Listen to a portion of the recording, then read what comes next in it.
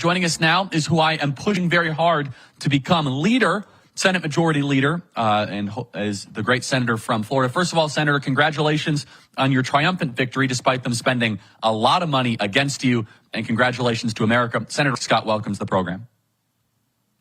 Well, first, Charlie, thank you for all your help in the race. I mean, you had wonderful individuals down here doing voter registration and voter turnout, and we had a massive win, almost 6 million votes.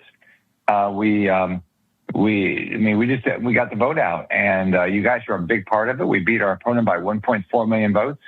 We won Miami-Dade, which no one ever thought Republicans could do. We won Osceola County, which is primarily Puerto Rican.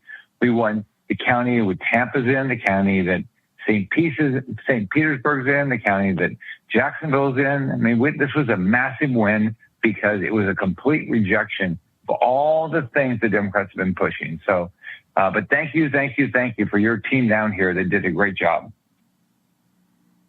Well, absolutely. And my goal, Senator, is to get you Kari Lake there. So we're working on that right now. In fact, our team is curing ballots right now for Kari Lake. We are curing hundreds of ballots right now. This thing's going to be a knife fight. It is not over yet. She just won 58% of the latest drop. So, Senator, my goal is to get you a reinforcement there from Arizona. Oh, gosh. But no guarantees. And I do want to ask you about that. Wouldn't you? I mean, so I do have to ask, and this is just me kind of being candid. Senator, if you were in charge, I imagine you would have spent some money here in Arizona. And instead, the current Senate leadership apparatus, of which you are challenging, did not spend a cent or a dime to help Kari Lake. Can you add context to that? And is that one of the reasons why you're running for leader? To prioritize races that can win, even if they aren't necessarily in McConnell's back pocket? Well, first off, think about it. Let's make it real simple. There were only 2 senators that had competitive races, Ted Cruz and me, that were incumbents. McConnell didn't help either one of us. Then let's look at Kari Lake. Now, what's the common ingredient? Oh, we're conservatives. We actually believe and follow the Constitution. We don't want to have massive spending bills, right? We want to actually help President Trump implement his agenda. And so, so McConnell attacked me. He attacked Trump during the campaign. We're campaigning to win our elections, and he's out attacking us. So, yeah, I don't get it. McConnell wouldn't spend money out last cycle either out in Arizona, but he spends money where we had way less of a shot. I mean, look, Larry Hogan's great. I love Larry Hogan to be in the Senate. I mean, I don't agree with everything he does, but it would be good to have another Republican. But you're going to spend money, and McConnell spent money there, a lot of money there, and not in a How much money did he spend there, Senator? Sorry to interrupt. I haven't been able to find a number. Can you give an estimate, please? I am curious. Somebody told. I mean, I haven't seen a final number, but somebody said it was like $17 million. I don't know if that's accurate. Oh my goodness! I don't know if that's the right number, but think about it. If Kari had that money, she'd be up by 3 points. And on top of it, go support. Just even if McConnell, whoever the leader is, spends $500,000, then it says we care. Kari can do it. But when they say, no, we're not going to spend a dime. Or what they did the last cycle, we don't have very good candidates. That's what McConnell said last cycle.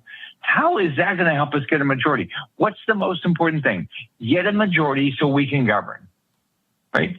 You don't get a majority to say, I only want a majority if they agree with everything I do and let me run everything by myself. That was McConnell's approach. McConnell's approach is a dictatorship. So he wanted a McConnell majority, not a Republican majority. Can you add that distinction? Yeah. A McConnell majority versus a Republican one? Yeah, all he wanted was people that agreed with him. So if you agree with him, that's what he does.